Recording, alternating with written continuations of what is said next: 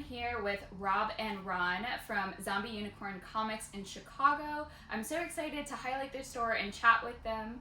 So, hello, thanks for joining me today. Hello. Thanks for letting me be in your shop and interview you guys and get a chance to highlight your store. Well, thank you for giving us this opportunity. We really appreciate it.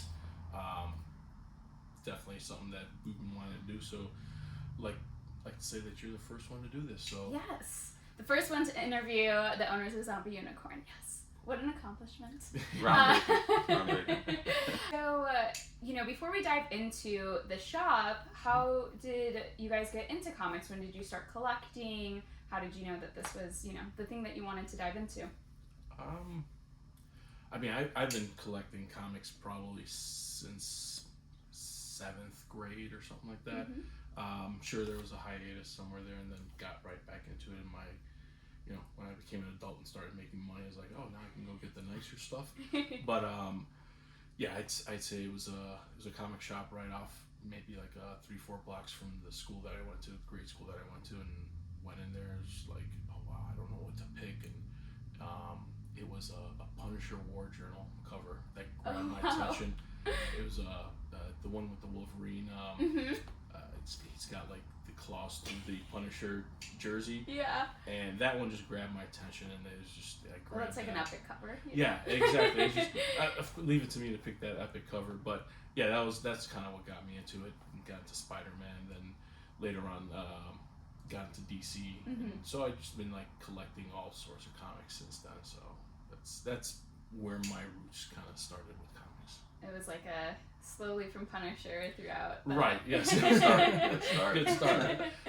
And what about you? How did you find your way into comics? So me, I had somewhat of a different path to comics. I started a lot older than Ron did, but my background was mainly in film, and wow. Yeah, I've been watching, living, breathing film for 40 plus years practically. So when we came together, it was kind of a combination of Ron's comic knowledge mm-hmm. and my film background with film theme and whatnot. Mm-hmm. We had Pop culture. DVDs and all the pop culture from the 80s and 90s, and that's kind of how we merged the two together. So that makes a lot of sense. So I will give a tour of the comic shop after this, but there is a huge TV that oftentimes when we're coming in, they're playing some film and that. So that makes a lot of sense now. So do you collect at all? Just you're in films, Yes. and then what do you collect? Mainly Spider-Man. That's what I grew up on. I mean, Nice. even though I wasn't really into comics growing up, Mm-hmm. I was into the comic book characters. Grew up on Spider-Man and Batman and all those. Yeah. The Cartoons and stuff. yeah. And then just transitioning into it was fairly easy because I already knew the characters. I already Mm-hmm. lived the characters when I was young, and Watched all the Spider-Man films. yeah, absolutely, hundreds of times. Right. Babel, we're talking about you.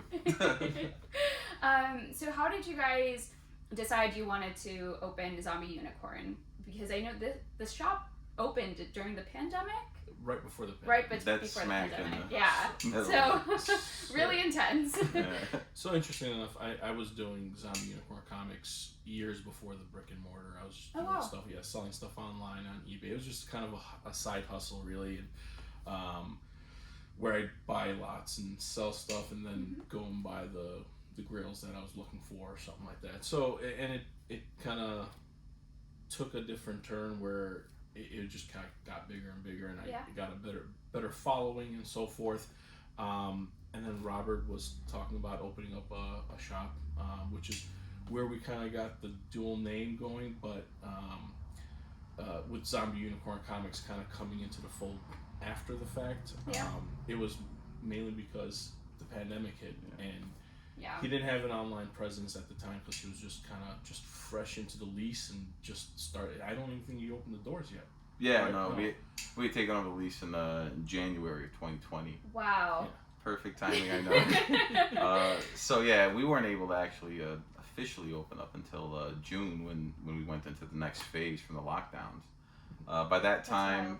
we had already experienced more than any roller coaster ride at Great America, and it was a fun ride. And during that time, me and Ron just decided to to merge the two together. We use his online presence to kind of bridge the gap between lockdown and opening. Yeah. Yeah. So it was a perfect fit. Everything worked out.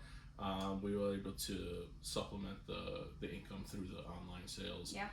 And then once things started opening up again, just kind of figured, you know what, we'll just leave the retail shop as is. Yeah. Called Zombie Unicorn Comics, whereas Grindhouse is a different entity which we've kind of accelerated into branding shirts.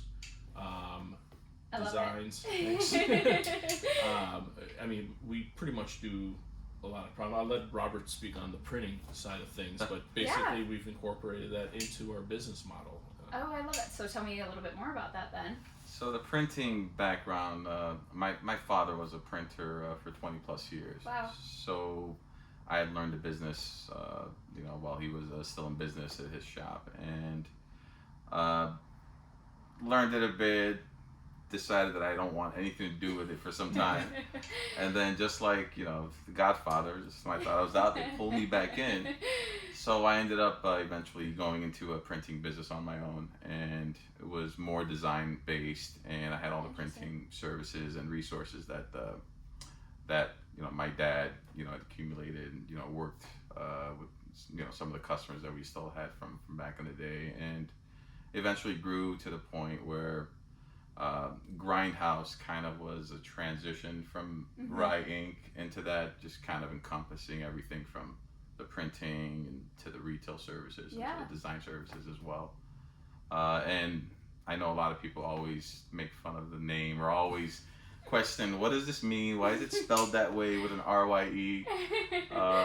And the reason that is because the kind of the parent company was Rye Inc., which is the printing, and RY. Oh, okay, and so there we go. Yeah, and then Grindhouse being a film reference. Yes. To the old, the Grindhouse film. Exactly. Yeah. Double features. So that was his nod to the pop culture for the retail shop that he initially wanted to start up before the whole Zombie Unicorn Comics. And we didn't want Quentin Tarantino coming after us. Right? That's fair. How did you figure out how to merge Grindhouse, Zombie Unicorn? How is that whole kind of coming together? How do you see it?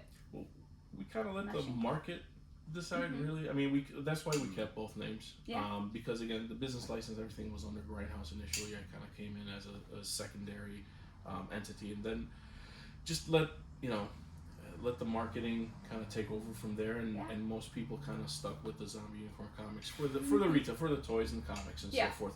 But Grindhouse still being known for getting prints, vinyls, things of that nature done. So we still own both entities.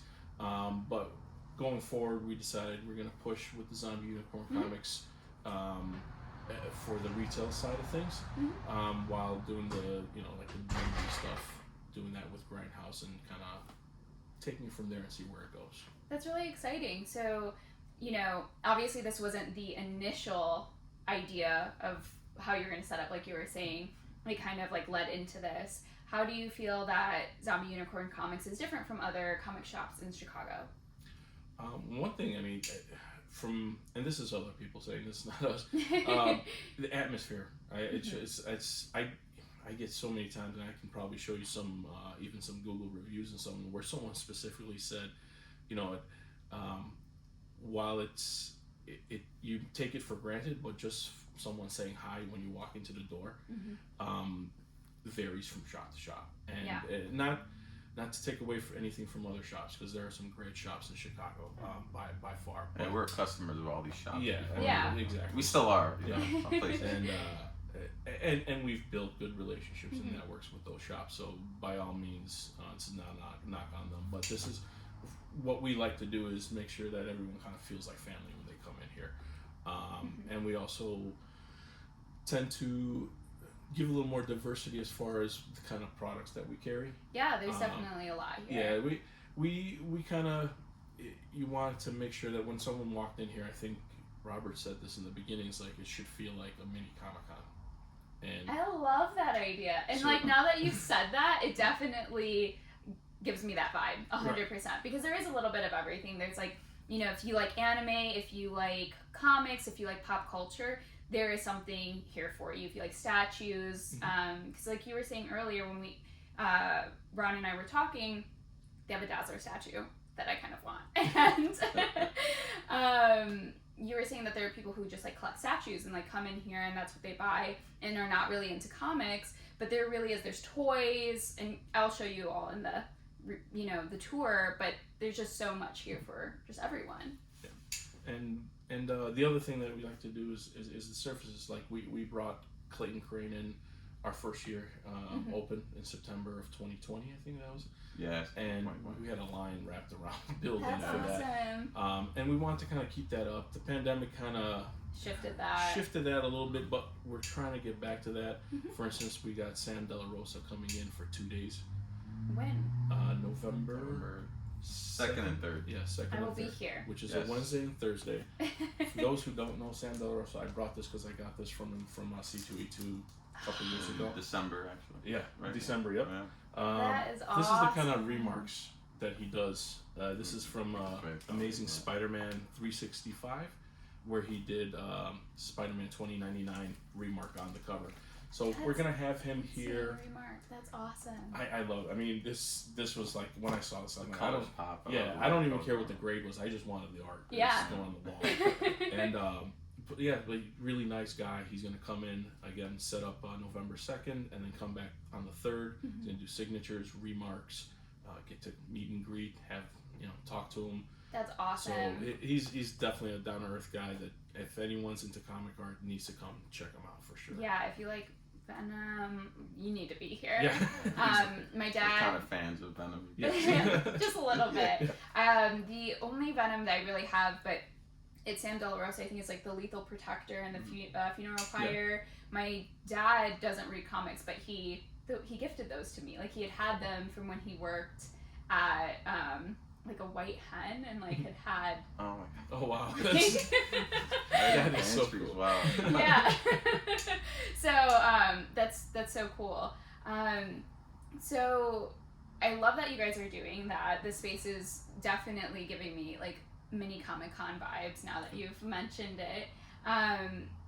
Outside of just like building out this store, what are some things that you guys collect? What are some grails that you guys have or are searching for? That's a tough one. It's like saying what's your favorite movie, but quite honestly, you know what? Actually, when we were talking earlier, and I showed you that Iron Spider poster, that was beautiful, signed by Stan Lee. It was the Michael Turner cover for Civil War 3. I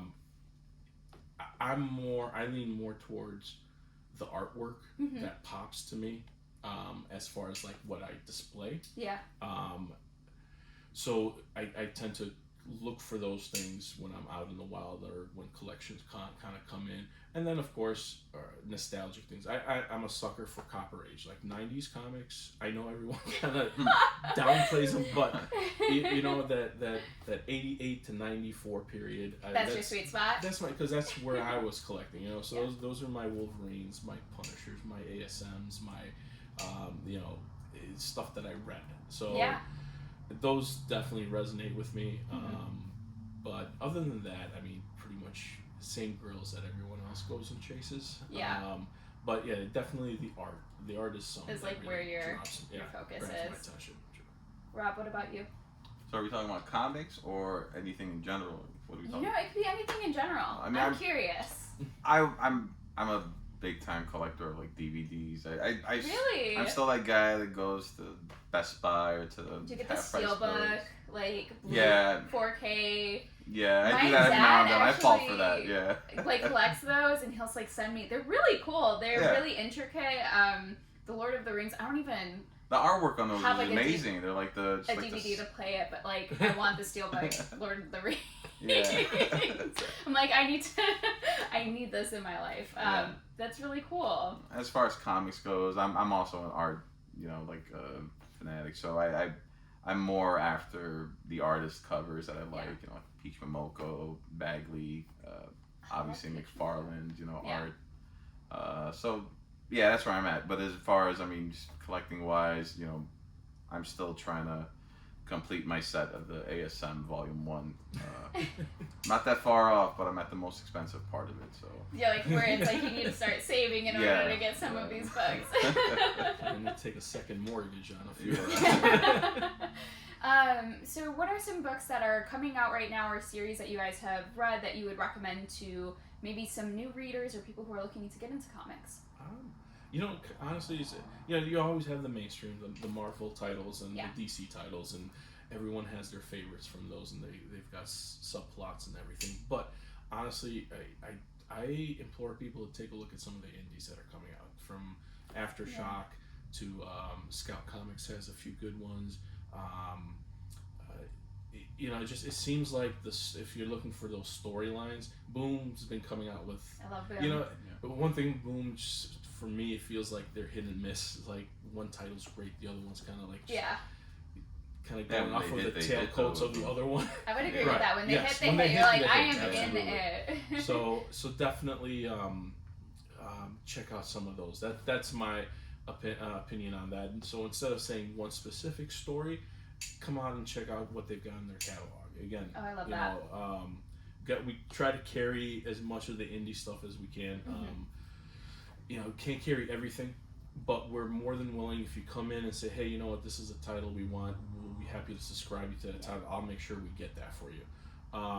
But as far as, we got a really nice selection.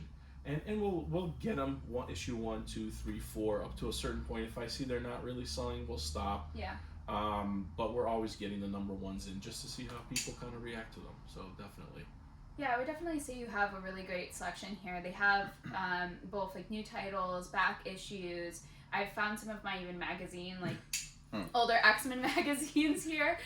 So there really is a great amount of variety. Any recommendations that you would have for some new, or is it kind of following the same? Same, yeah. I haven't really had much time to read. Yeah. I'm more next door, just production, I mean, what something that kind of helped us transition into where we're at right now is location. Yeah. We used to be across the street from where we're currently at, and that was a smaller location as far as retail wise goes. There's a lot more backroom area at that location, and the proximity of how it was shaped on the corner there didn't allow us to have a lot more space that we have right here. And then when we moved across the street over to this location, shortly after, we ended up taking over the next door location. That's where we added the equipment that keeps my time occupied over there. So next door we added basically a direct to garment shirt printer. I love it. And a large format printer as well. You'll see me rocking some of those shirts soon. Yeah, so that's where I've been at for the most part. I don't have much time to read in between. Yeah, that's super fair. It's funny because when we started this shop, I was like, I'm gonna be able to read all the comics I want. I have read less comics since owning a shop. Just by sheer because you're pretty much putting all your time into the shop, all like the keeping operating, it, right? Yeah. And the back end stuff, people think hey, you just open up a shop, open the doors, and that's it. But there's ordering, there's marketing, there's shipping, there's so much that goes in the background that it really does. It takes up a lot of your time, and then also you have lives outside of exactly. the shop, right? You have lives and families. But what I will say, overall, you had communicated about wanting the atmosphere to feel really friendly and open, and I would say that is something that is really unique about this shop. I remember walking in for the first time and you all were chilling back here and the TV was going and you all said hi, and we had a really awesome conversation. It's every time I come in, it's so easy to talk to everyone. There's usually some other guys who are kind of behind the counters hanging out, and it feels really welcoming and a place that you kind of just want to come and hang out and also dig. So I think that you guys have done an amazing job here. Thank you. Appreciate it. And again, thank you for this opportunity to kind of get our story out there. Appreciate it. Of course. Yeah, so if you're in Chicago or if you're visiting Chicago, you definitely have to stop at Zombie Unicorn Comics. And right after this, I will show you a tour of the place. All right, thank you. All right, I'm outside Zombie Unicorn Comics. I am going to give you a tour. So that's Rind House, home of Zombie Unicorn comics. Have some awesome art. A bunch of Funkos. If you collect Funkos, this is your dream. We have trades and omnis. Marvel.